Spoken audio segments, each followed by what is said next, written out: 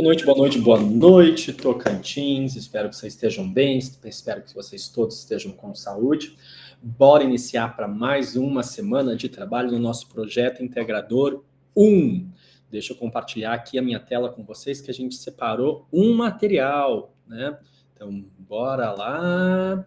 Olha quanta coisa tem aberta aqui na tela do computador. Não é aqui. Onde que foi parar? Foi parar aqui. E aí, neste momento, bora começar. Do início, que a gente começa sempre pelo início. Né? Eu sou o Kelber Abrão e juntamente com a Luana e com a Denilda, a gente dá seguimento ao projeto Integrador 1. E aí a nossa propositura para o dia de hoje é trabalhar um pouquinho sobre os Objetivos do Desenvolvimento Sustentável, que a gente chama popularmente de ODS, e o planeta Água.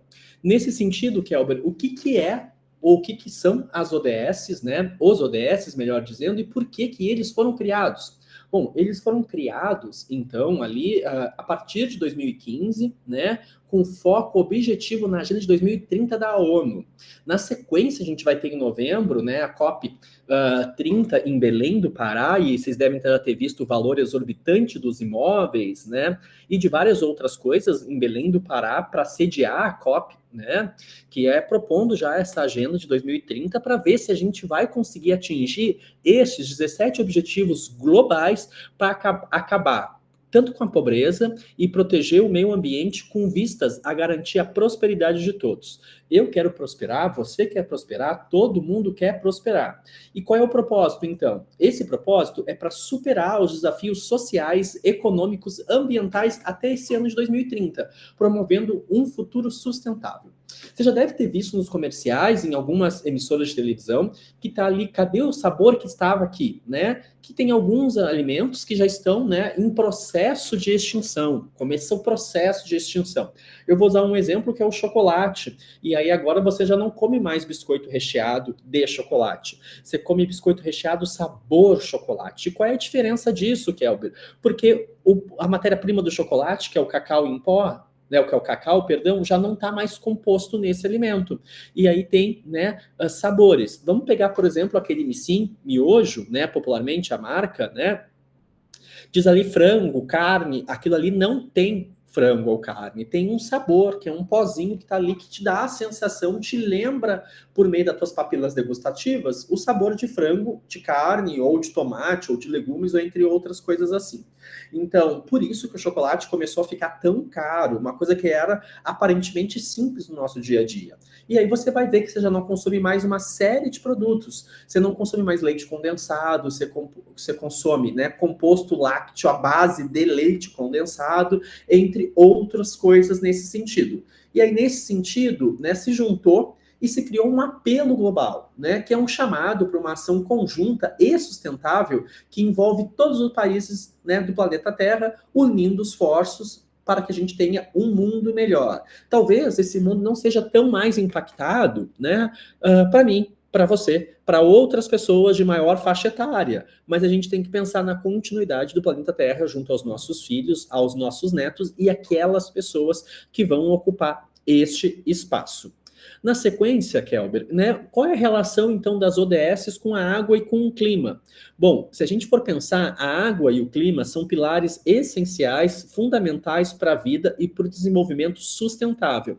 E a gente pode ter uma interconexão profunda.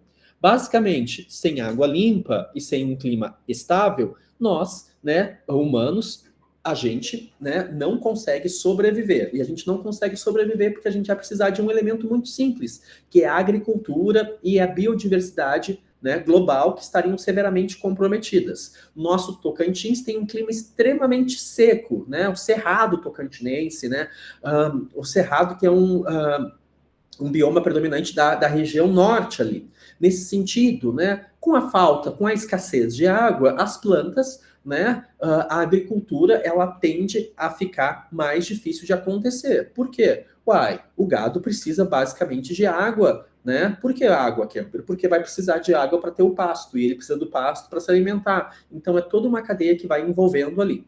Nesse sentido, a gente tem esses 17 objetivos da ODS, mas especificamente o 6, o 13 e o 14, eles foram criados diretamente com vistas à preservação e o uso responsável de recursos tão vitais que vão reconhecer a importância, né, para a resiliência do planeta Terra. E aí que na imagem você vê ali estas nuances do planeta Terra, né? Eu preciso de água para ter vida, né? O nosso corpo humano, ele é basicamente composto por água, né? Principalmente composto por água, melhor dizendo assim.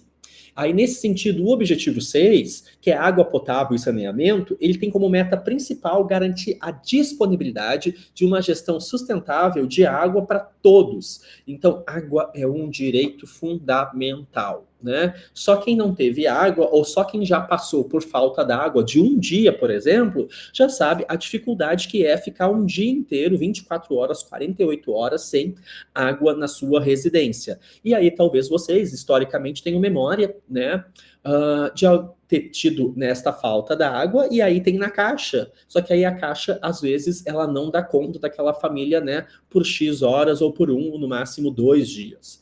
E aí, nesse formato, a gente tem uns desafios que são um acesso desigual, a poluição, o desperdício e uma infraestrutura ineficiente e insuficiente que persiste em várias regiões do Brasil, por exemplo, como a região norte e a região nordeste, né? A gente associa muito o nordeste do nosso país ao litoral, mas a gente tem apenas uma pequena faixa que é compreendida pelo litoral. E aí a gente tem, né, o sertão nordestino ali. E aí o saneamento básico, que é essencial para a saúde pública, só quando a gente começou a mitigar os problemas de água voltados ao saneamento básico, que a gente evoluiu com questões tão simples, né? Imaginar que nos anos 90, por exemplo, muitas pessoas morriam de diarreia por conta, né, da falta de um saneamento básico efetivo. Logo, o saneamento básico vai prevenir, né, doenças e vai promover dignidade. Então, imagina você ter direito, né, e conseguir tomar o seu banho, por exemplo, né, a hora que você quer, da forma como você quer. Bom, nesse sentido, já tem o objetivo 13, que são ações contra a mudança global e do clima, e aí vai trabalhar na perspectiva de uma urgência climática, que é reduzir a emissão de gases do efeito estufa, adaptando-se aos impactos climáticos. Uma coisa que não tem, com exceção de Palmas, Gurupi, Araguaína, que é o transporte público, por exemplo, né? Transporte público é para diminuição da emissão de gases de efeito estufa e para promover, né, o acesso e o direito de ir e vir do cidadão. Quando eu não tenho, por exemplo, né, em Miranorte, transporte público, eu obrigo as pessoas automaticamente a se locomoverem ou de forma via pedestre, né, via pé, ou que elas promovam, então, né, esse formato de transporte por meio de uma condução própria, um carro, uma moto, e muitas vezes elas podiam estar compartilhando esse meio de transporte público. Vamos pensar que uma van cabe ali em média 20 pessoas e um ônibus cabe em média 40 pessoas, isso sentado, fora em pé, mas vamos trazer aqui a dignidade de ficar sentado durante o transporte, já diminui bastante este volume. Tá? E aí a gente tem as ameaças dos recursos hídricos, como, por exemplo, eventos climáticos extremos, né? Que ameaçam diretamente os nossos recursos hídricos e ecossistemas aquáticos. As enchentes no Rio Grande do Sul é um exemplo disso, né? E a gente tem ações para mitigar isso, para diminuir, que são ações locais e ações globais com vistas, né, para proteger a mudança de comunidades vulneráveis. Então, a sua pequena ação, né, impacta numa iniciativa local e vai aumentando até que chegue num nível global de conscientização para isso. Um exercício muito simples: será que você precisa de um canudo para tomar o seu refrigerante? Né? Será que você precisa ocupar um copo plástico para tomar o refrigerante da sua latinha, por exemplo? Ó, falamos de mudanças climáticas, o clima está extremamente seco, não haja garganta que dê conta disso daí. Mas bora lá. A gente tem o objetivo 14, que é a vida na água, e bora trazer água para dentro do corpo. E aí eu vou ter a proteção marinha, que vai proteger os oceanos, mares e recursos marinhos para uso sustentável e equitativo. Eu vou ter a pesca sustentável, né, que é promover ações de pesca sustentáveis para garantir a saúde dos ecossistemas marinhos a longo prazo. Então, eu pesco aquilo apenas o que eu preciso, né, e não impacto diretamente aquele rio, aquele mar, aquele oceano, né, com a extração maior do que necessária antes da reprodução. E aí, quem é pescador, né, sabe ali que tem a época específica que pode pescar ou não, né? Tem ali o período específico da piracema. E aí a gente tem o combate da poluição nesses espaços aquáticos, né? E aí a gente tem, né, as questões que ameaçam a vida nesses espaços, que é a questão do lixo, é a questão da pesca predatória, com vistas a preservar a biodiversidade aquática. Faça um exercício muito simples para você ver a questão da biodiversidade. Quando você vinha de Miranorte para Palmas, por exemplo, o seu carro ele ficava basicamente cheio de insetos, né? Deixa eu continuar aqui a minha chamada, senão ele me interrompe. O seu carro ficava basicamente cheio de insetos. E aí, mortos durante o vidro, né? Que ficam batendo enquanto você dirigia o seu carro ou o veículo que você estivesse. Depois, na sequência, você começa a ver que agora você faz esse trajeto e você não mata nenhum inseto. Isso é bom, Kelber, eu não matei nenhum inseto. Não, você não matou nenhum inseto, porque o clima já matou todos eles, quase. Né? E aí você via mais araras canindé passando nos ares e agora você vê poucas araras canindé. Você via tucanos. Quando eu cheguei aqui em 2013/14, eu via tucano, né? E foi a primeira vez que eu vi um tucano na vida. Eu só tinha visto por imagem, né? Nem por zoológico eu tinha visto no Rio Grande do Sul, que já era uma aberração pensar ter um tucano dentro de um zoológico ali, dentro de uma gaiola, né? Dentro de uma jaula.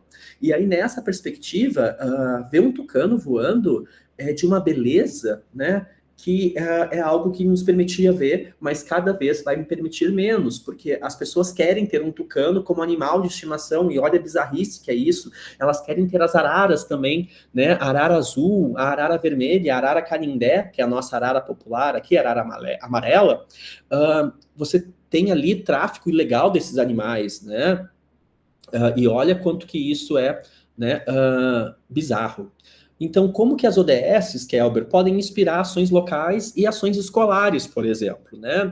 E por que eu estou pensando ação escolar? Porque eu preciso conscientizar essa criança que está nesse espaço escolar para que ela se torne um jovem, um adulto, depois um ancião, um idoso ou um velho, depende da nomenclatura que você que vai querer usar a partir da sua vertente perspectiva teórica, em projetos que promovam o uso racional da água e combate essas mudanças climáticas. O exemplo disso dentro do espaço escolar, né, pressupõe jogos educativos sobre a poluição da água e campanhas de redução de desperdício. A gente não desperdiça dinheiro. Por que você vai desperdiçar água, por exemplo, né, transformando o aprendizado em ações práticas. E como que eu faço isso, né? Por bons exemplos. Por exemplo, né, Curitiba tem o Cuidado com o Rio Baragui, que é um projeto de escola que educa sobre a importância do rio, né? Como, por exemplo, poderia ter Palmas cuidando do Rio Tocantins, por exemplo, né? Ou outra cidade cuidando do nosso principal rio aqui do nosso estado, né? E incentiva o consumo consciente da água potável. Né? Então, por exemplo, será que eu preciso desperdiçar a água lavando a minha calçada todos os dias? Por que eu preciso lavar a minha calçada? Né? Aquela que fica na rua, né? Por que eu preciso gastar tanta água para aquilo? E a reutilização de águas residuais. Por exemplo, água tratada sendo usada para irrigação, água tratada sendo usada para processos industriais, economizando recursos hídricos, então, né?